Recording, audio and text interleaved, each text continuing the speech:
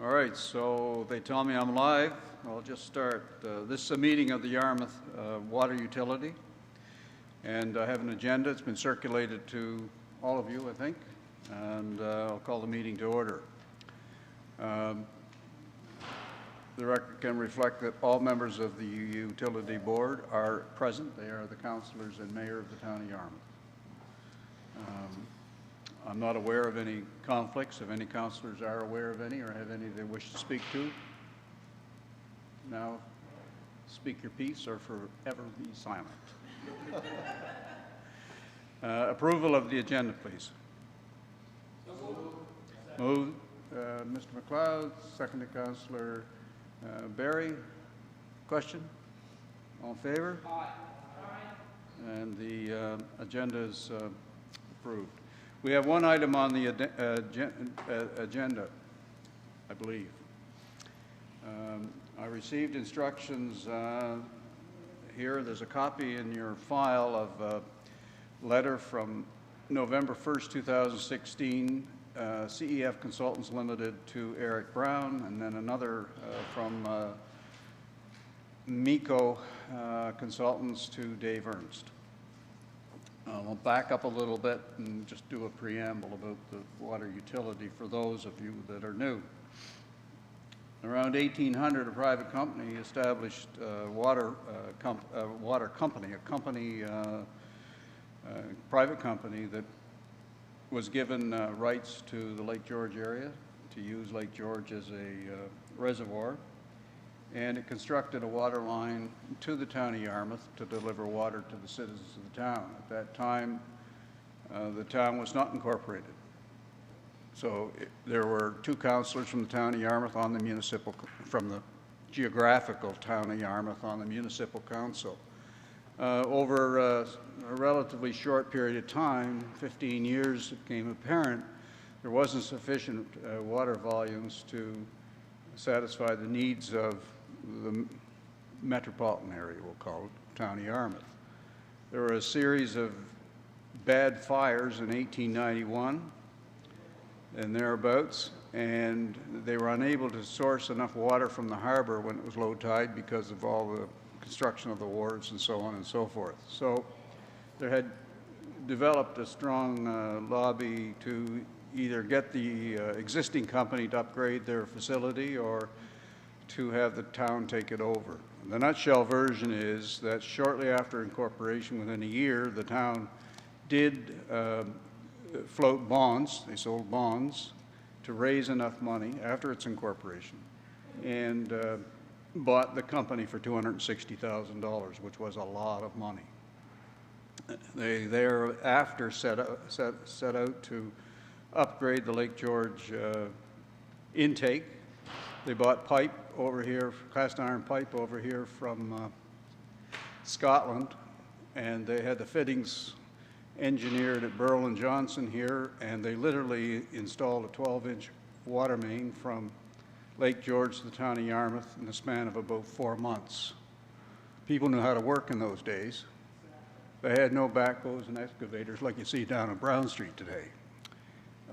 And thereafter, the town became the owner and operator of a water utility. The water utility, from a legal point of view and under the legislation in Nova Scotia, is separate and apart from the town council. It is the town council who serve on its board of directors, but it is financed, it is operated, and it has its own set of financial statements and accounting to do. So it raises money. It's regulated by the the Board of Commissioners of Public Utilities, but the Utility Review Board, it's called these days. And our rates are set only after approval by the Utility Review Board. So come forward to what we're dealing with today. Today we've got a situation where during the worst of the drought last summer,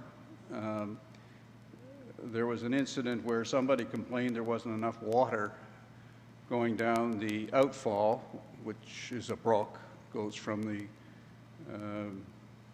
it goes by Joe Burrow's house, and where the old fish hatchery used to be, down to Killam's Lake. It's about 800 meters. And probably it resulted is because the fellow was using a pond in that brook to water his garden. So that resulted in a call to our people. Our people arrived out there, and they had feds, and they had provincial environment people, and all of a sudden they were taking statements and reading their rights to them and all the rest. This is the world we live in now. And so, long story short, there is since 2012, the feds have set a number, which we think is quite arbitrary. And we don't think they did any work to back up the number as to how much water has to be allowed to escape from the lake apart from what we take from the lake for domestic water services. The lake has the capacity to give us about, and we can deliver rather, about 10 million imperial gallons per day. At present, we average something in the order of 2.5 million gallons per day. So just on those numbers, the lake has sufficient capacity to more than meet our needs, but to also meet the needs of this outfall. We all know, everyone knows, that this is one of the driest summers on record here. And during that period of time, we supplied a huge amount of water outside of our legal requirements to provide water to our consumers. We didn't do any water cutbacks. We didn't shut off anything. The worst that the lake got down to was 7 feet of water over the intake. And that was monitored very closely at all times. So the situation was never critical. We had the ability to continue doing what we were doing. And it's not unlike it's similar situations like that in the past, not as long, but certainly on shorter terms, there had been incidents where the lake had been drawn down fairly low. So anyway, long story short, we have to go out and do the work that probably used to be done by government and engage a consultant to determine what, in fact, the capacity of the Lake George watershed is to generate water and what can be taken out safely and still provide enough water going over the dam to satisfy the requirements of the Department of Fisheries and Oceans federally and the Provincial Department of Environment provincially. And so with all of that, this is a fairly urgent matter because we don't want to be faced with this next summer and have a confrontation over it. David has gone back to a consultant that's worked with the utility in the past, and what you have before you is a request to do a study to basically establish the capacity of the lake, which is a good thing. It should be done anyway,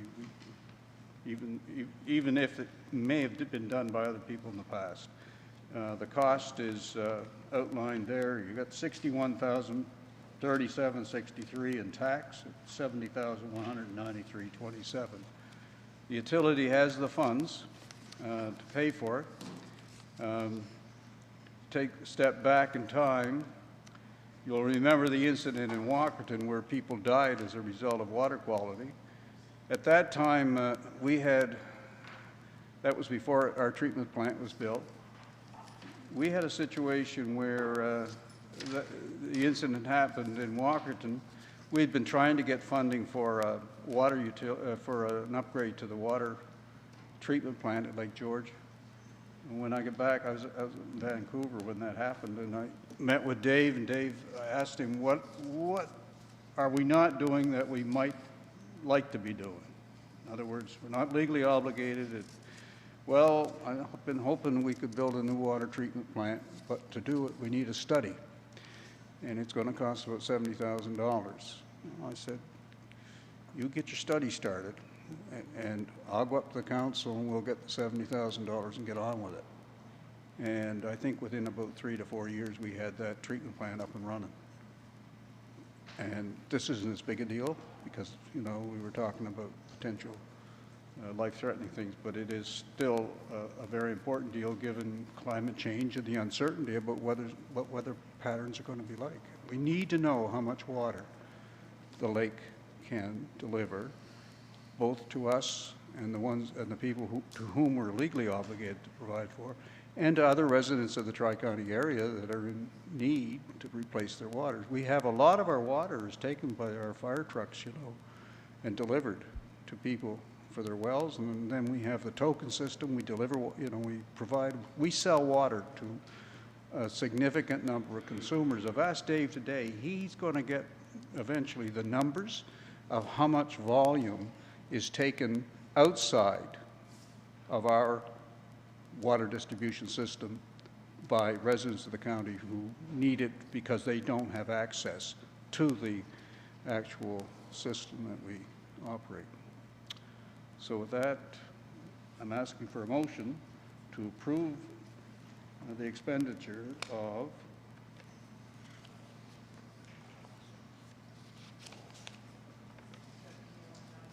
you got it. Well, all-inclusive with tax. So. Moved by Councillor Barry. Seconded by Her Worship Mayor Mood. Can I just say something, Mr. Chair? So two separate things. The arbitrary number, which I had difficulty with at first because we only used the 2.5 million. And we don't use the 10. And 100 goes over, 10 goes over.